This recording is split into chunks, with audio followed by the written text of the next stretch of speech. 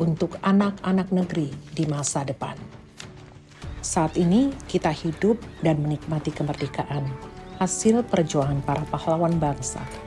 Kita bersyukur bisa belajar, berkarya dan bersatu tanpa takut pada perbedaan.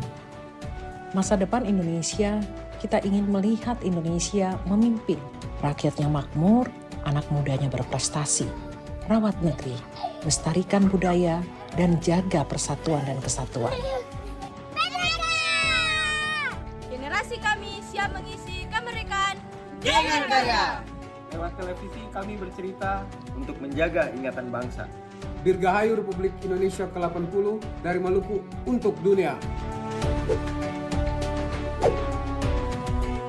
Terima kasih generasi 2025, karena kalian kami siap menjadi generasi emas Indonesia. Inilah janji saya, kamu, dan kita untuk terus mengisi kemerdekaan. Dirgahayu ke-80 Republik Indonesia. Bersatu berdaulat, rakyat sejahtera, Indonesia maju.